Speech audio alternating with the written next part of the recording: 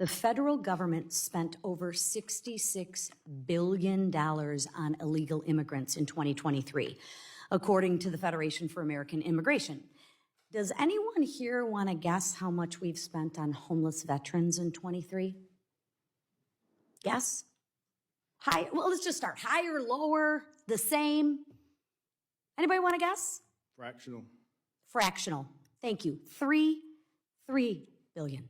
66 on illegals, 3 billion on people who have laid down their lives for this country.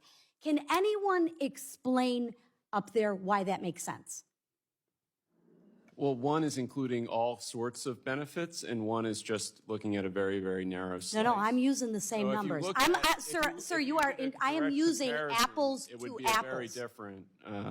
I'm using apples to calculation. apples. So since you know, why don't you share with me? We don't Oh, track you U.S. don't know. We don't track know. U.S. Okay. veterans in the census, so that would be very helpful if we did. Then I would be Yeah, able to we give did. you a But very. do you know good- the answer? Because good- I do. I do. So I appreciate your opinion of which you have no facts on. But let me continue and let me educate you some more. The federal government, breaking that $66 billion down, let's look at what we fund. So you might want to get a pencil and paper and take some notes because I'll help you do your job.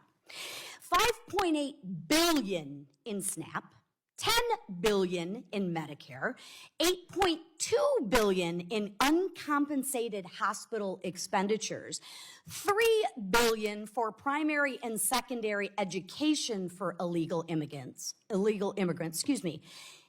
And how many illegal immigrants are given taxpayer-funded housing compared to the number of homeless veterans that are sleeping on the street?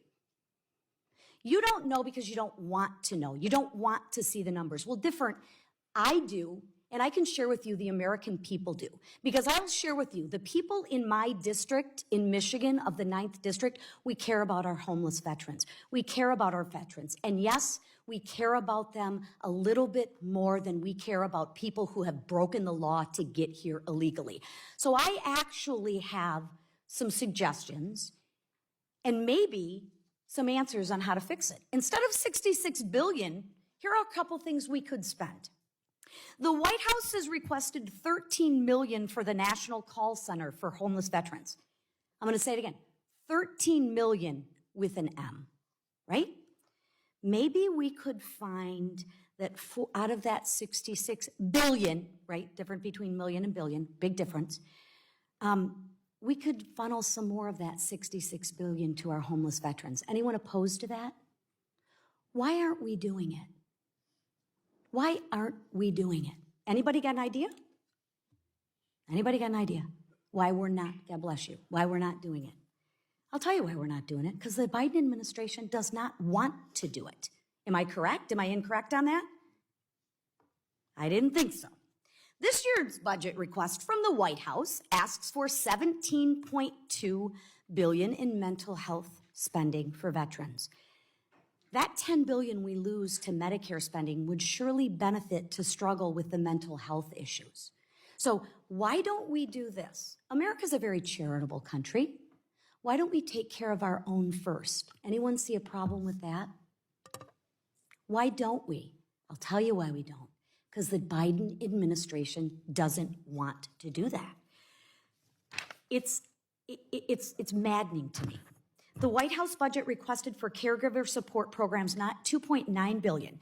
Maybe instead of $3 billion for educating illegal immigrants, we can give more funding to caregiver support programs, right?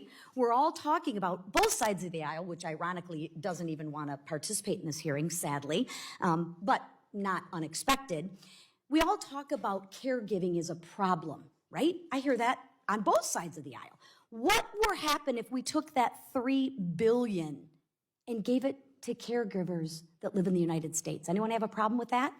Why don't we do it? Anybody? The Biden administration doesn't want to do it.